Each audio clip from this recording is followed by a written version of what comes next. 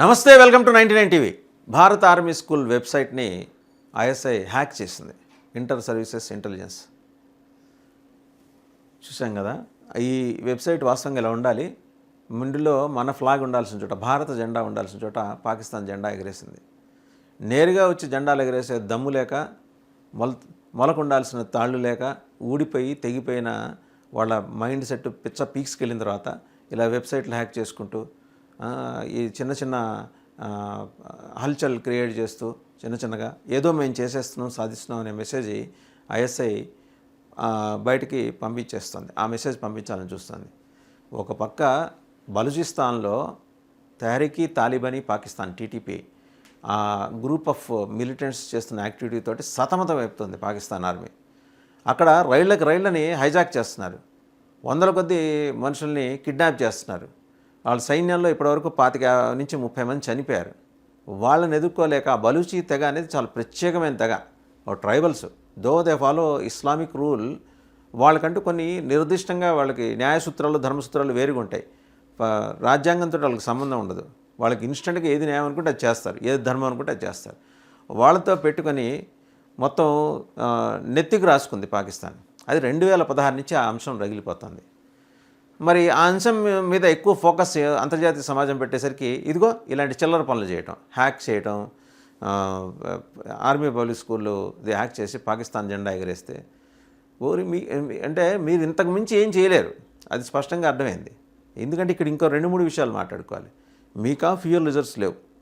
మీ ట్యాంకులు గట్టిగా నడిస్తే ఇక Lahore, Karachi, different places, different రీజియన్స్లో మీరు 4 ప్రావిన్సెస్ నుంచి పంపించాలి.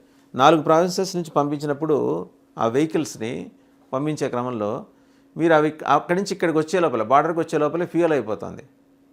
సో మీరు తిరిగి తీసుకెళ్ళడానికి వాటిని మళ్ళీ ఏ టిప్పర్లో ఏ ట్రాక్టర్లో పెట్టి వాటిని లాక్కెళ్ళాలి. మీ దరిద్రం అది. మీకు పక్క దేశం నుంచి ఏమి సాయాలు అందట్లా.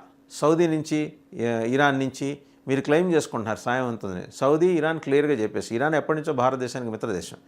సౌదీ రాజు కూడా ఈ మధ్యకాలంలో పూర్తిగా భారతదేశానికి ఇంక్లైన్ అయ్యి భారతదేశానికి అనుకూలంగా ఆయన ఉంటున్నారు. పరస్పరం డెమోక్రటిక్గా సహకరించుకుందాం టెక్నాలజీ పరంగా, బిజినెస్ పరంగా అనే ధోరణిలో ఆయన వెళ్తున్నారు. వాళ్ళ దేశం వాళ్ళు అభివృద్ధి చేసుకోవడానికి భారతదేశం నుంచి. ఇవి కాక ఇప్పుడు మీ చేతిలో ఇంకేమున్నాయి? ఏమీ లేవు. సైన్యం ఆయన ఎవరో ఒక ఆయన ఉన్నాడు, అబ్బాసీ అనే రైల్వే మినిస్టర్. 130 న్యూక్లియర్ హెడ్స్ మా వైపు గురిపెట్టున్నాయట. అవి మీ వైపు గురిపెట్టున్నాయి అంటే మా వైపు గురిపెట్టున్నాయండి, భారతదేశం వైపు అని మీరు చెప్తున్నారు అబ్బాసీ గారు. స్ట్రాటజిక్ లొకేషన్లోనే పెడతారు ఎవరైనా. ఇంట్లోనూ లేకపోతే కిచెన్లోనూ పెట్టుకోరు. అవి న్యూక్లియర్ హెడ్స్ అంటే ప్రమాదకరమైనవి, శత్రువుని ఉద్దేశించి శత్రువుని టార్గెట్ చేసి చేసేవి. మరి న్యూక్లియర్ స్ట్రాటజిక్ లొకేషన్స్లో పెట్టుకుని ఇంకొక ఆయన వస్తాడు, ఈ 30 ఏళ్ళుగా మేము ఈ దరిద్రానికి పాల్పడుతూనే ఉన్నాను అని డిఫెన్స్ మినిస్టర్ ఖవాజా ఆసిఫ్. ఆయన ఆ మాటలు మాడతాడు. మీ జనరల్ మునీర్ ఎక్కడున్నాడు అని గూగుల్లో మోస్ట్ సెర్చబుల్ ఇండివిజువల్ అంటే గూగుల్ ఆయన పేరు వస్తుంది. గ్రోక్ కూడా అదే చెప్తుంది. ఆయన ఎక్కడున్నాడో మాకు తెలియక సర్వర్స్ హ్యాక్ అవుతున్నాయి ఆయన గురించి ఎతికే క్రమంలో. అంత లోడ్ పడుతుంది సర్వర్స్ మీద. మీరేమో ఆ కలువుల్లో, ఈ బొక్కల్లో ఎక్కడో చెట్ల తొర్రలో దాక్కొని ఎవరైనా దారిని పేరులో ముద్ద పెట్టకపోతారా అన్నట్టు మీరు జీవిస్తున్నారు. మీ పేరుతోటి ఫేక్ ప్రకటనలు వస్తుంటాయి. మొత్తం మేము అప్రమత్తం చేసాం. నువ్వంటూ ఉంటే కదా అప్రమత్తం చేయడానికి జనరల్ మునీర్. ఇవి కాక మీకు సెనేటర్ ఉంది, ఆవిడ అద్భుతంగా మాట్లాడుతుంది మన అప్పర్ హౌస్లో. ఏమని? అయోధ్య వస్తున్నాం, మసీదు కడతాం, కూల్చిన చోటే కడతాం, మా సైన్యం మొత్తం ఇటుకలు మోసుకుంటూ వస్తుంది. ఫస్ట్ అజాన్ ఇచ్చేది ఎవరంటే Pakistan army chief general Munir. ఊరిని మీ కామెడీ మామూలుగా లేదు, మీ ఎంటర్టైన్మెంట్ కానీ. ప్రపంచం రకరకాల భాషల్లో నవ్వుకుంటుంది, రకరకాల ముఖ కవళికలతో నవ్వుకుంటుంది మీ వ్యవహారం చూసి. దానికి తోడు ఈ పిల్లలు చదువుకునే స్కూళ్ళ వెబ్సైట్లని హ్యాక్ చేసి మీ జెండా వెబ్సైట్లోనే ఎగరేయగలరు. మీ దేశంలో ఎగరేయలేరు అనేది స్పష్టం. మరో పక్క గ్వాదర్ పోర్ట్, కరాచీ పోర్ట్, వీటి మీద ఇండియన్ నేవీ గురిపెట్టింది. మీకు ఏంటంటే వెన్నులో వణుకు మొదలైందనమాట.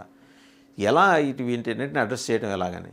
ఇవన్నీ కాక ఇప్పుడు ఇందాకే అనుకున్నట్టు మరి హఫీజ్ సయ్యద్ లొకేషన్ తెలిసిపోయింది. ఆయన ప్రస్తుతం పీఓజేకేలో ఉన్నాడు. ఆయన ప్రాక్సీలందరూ శ్రీలంక, ఇక వేరే దేశాలు ఆయన్ని పోలిన వాళ్ళు. ఆయన విపరీతమైన ఉబ్బసంతో బాధపడుతున్నాడు. ఆయనకు మందు భారతదేశంలోని పంజాబ్ ప్రాంతంలో ఇతను లారెన్స్ బిష్నోయ్ పుట్టిన విలేజ్ నుంచి వెళ్తుంది. అక్కడ ఒక ఆయుర్వేదిక్ డాక్టర్, అతను స్లీపర్ సెల్, ఒక 30 ఏళ్ళుగా ఈయన కోసం పనిచేస్తున్నాడు. ఆయన పంపిస్తున్నాడు. ఇప్పుడు లారెన్స్ బిష్నోయ్ గ్యాంగ్ ఆధీనంలో ఆ డాక్టరు, ఆ స్లీపర్ సెల్ అని తెలియదు, డాక్టర్ రూపంలో ఉన్న స్లీపర్ సెల్, ఆయనతో పాటు 14 మందిని లారెన్స్ బిష్నోయ్ గ్యాంగ్ అదుపులోకి తీసుకొని ఎక్కడికో ఎత్తుకుపోయింది అడవుల్లోకి.